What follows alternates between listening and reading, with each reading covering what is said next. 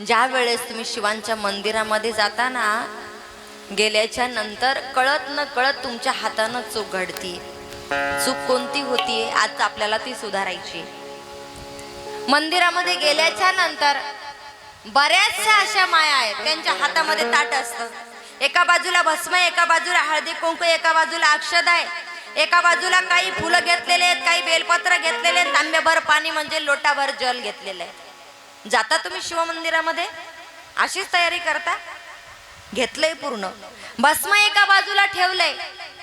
तर ऐका, ते जे काही तुम्ही भोलेनाथांना अर्पण करता, अर्पण करताना काही विधी असते, ती विधी ऐकून घ्या. गेल्याबरोबर शिवपिंडीवरती अर्पण तुम्ही जल करता.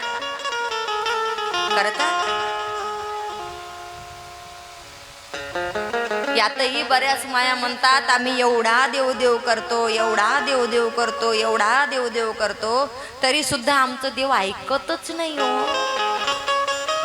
आहे वाटतंय एवढा देवाचं भजन करावं, एवढे देवाची तपश्चर्या करावी, पूजा करावी, उपवास करावे, तपास करावे, तरी सुद्धा देव आमचं ऐकायलाच तयार नाही. माय कुठं तरी आपण चुकतोय.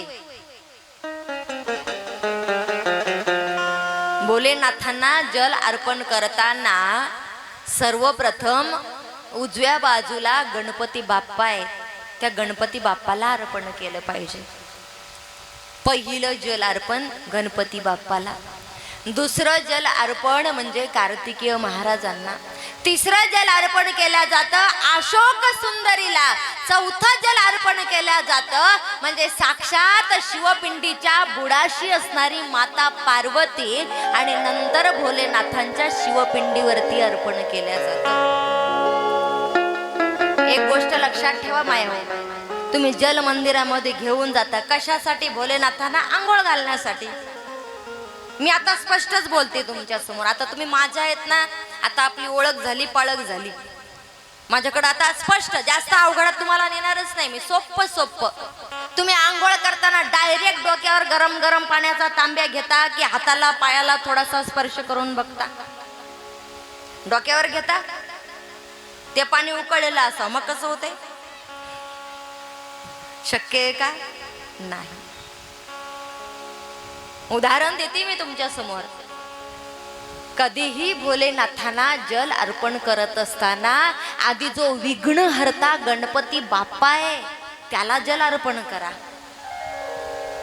शिवमंदिरामध्ये गेल्याच्या नंतर ती जलाधारी आहे ना, मा जलाधारी, त्या जलाधारीच्या उजव्या बाजूला गणपती बाप्पा आहे, दुसऱ्या बाजूला कार्तिकेय महाराज आहे, आणि जी मध्ये आलेली असते ती अशोक सुंदरी आहे, म्हणजे भोलेनाथांची मुलगी.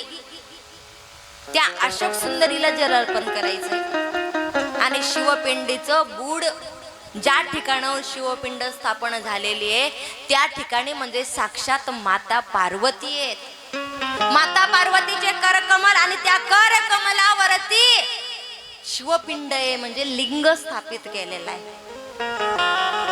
म्हणून पूजा करताना अशी करत चला. आणि भस्म लावताना सुद्धा मी कालही तिथं बघितलं आणि बऱ्याच मंदिरामध्ये सुद्धा बघते मी, कधीही शिवांना भस्म लावत असताना कोरडं लावायचं नाही माय, ती ओलं करून लावायचं. तुम्ही भस्म घेऊन जाताना सोबत ती वडी असते भस्माची. काय काय माया तर अशा आहे, ती असा भस्माचा असा तरी हे धरतात असा डायरेक्ट कपाळाला देवाच्या. मा तू आरशात तशीच लावतीस का ग? तुला तर सगळं पद्धतशीर लागत. मग ती भस्माची वडी देवाच्या कपाळाला घासतात ह्या नाही, मग ती उमटतच नाही. एक गोष्ट लक्षात ठेवा माया हो, तसं जमत नाही. भस्म तुम्ही ताटामध्ये घेताना त्याच्या बाजूला एक छोटीशी वाटी ठेवायची. त्या वाटीमध्ये थोडंसं भस्म काढून घ्यायचं आणि काढून घेतल्याच्या नंतर 2 थेंब पाणी टाकलं की ते ओलं होतं. आणि ते ओलं झाल्याच्या नंतर मग आपल्या 3 बोटाला घ्यायचं आणि भोलेनाथांना अर्पण करायचं असतंय. ही पद्धत आहे लावण्याची. भस्मच नाही, लक्ष देऊ नाही का? फक्त भस्मच ओलं करून नाही, बाकी जरी तुम्हाला काहीही जरी अर्पण करायचं तरी सुद्धा भोलेनाथांना ओलं करून अर्पण करत चला. तुम्ही श्रावण महिन्यामध्ये शिवमूठ बरोबर आहे अर्पण करता. एक दिवस काय ते आपलं तीळ येतात, जवस येतं, असे मूग येतात, हे वेगळे वेगळे येतात, तांदूळ येतात, कधी 4 पडतात, कधी 5 सोमवार पडतात. तर वाहत असताना बऱ्याच मंदिरामध्ये मी स्वतः बघितलेलं आहे की माया शिवमूठ अशी घेतात आणि ती शिवमूठ त्या जलाधारीवरती कोरडी अर्पण करतात. कोरडी कधीच अर्पण करायची नाही. बेलपत्र सुद्धा भोलेनाथांना अर्पण करताना ओलं करून केलं पाहिजे. ओलं कधीही कोरडं अर्पण करायचं नाही. ते शिळं असलं तरी चालतं, 4 दिवसाचं असलं तरी चालतं. तरी सुद्धा कदाचित तुमच्याकडे आता बेलपत्र नाहीये, तुम्ही मंदिरामध्ये गेले आणि इच्छा तर मनात निर्माण झाली, आज जर कदाचित माझ्याकडे बेलपत्र असतं तर मी सुद्धा शिवाला अर्पण केलं असतं. काहीच नाही माय, त्याच शिवपिंडीवरती बेलपत्र घ्या तुमच्या ताटामध्ये आणि तुमच्या ताटामध्ये घेतल्याच्या नंतर तुमच्याकडे जे जल आहे ना त्या जलामध्ये ते बुडवा आणि बुडल्याच्या नंतर परत ती भोलेनाथांना अर्पण करा. ती स्वीकार करतात. फक्त एकच बरं बेलपत्र, बाकी दुसऱ्याचं काही जमत नाही. फक्त बेलपत्र जमत ना. ते यातही काही अशा आमच्या माया एवढ्या हुशार आहेत, मंदिरात जातात नुसते हात हलवीत जातात अशा मेकअप करून. मंदिरात जाऊन बसायचं, मग शेजारीने असं आरतीचं ताट तयार केलेलं असते, तिच्यातलं हळद घे देवाला वाय, कोको घे देवाला वाय, बेलपत्र घे देवाला वाय, बेलपत्र. बरोबर आहे. घाण सवय लागलेली आहे, घाण चांगली नाही सवय. दुसऱ्याचं घेऊन देवाला वाहिलं आणि तुम्हाला काय वाटतं देव आमचं ऐकन? होय ग ए माय. हॅलो,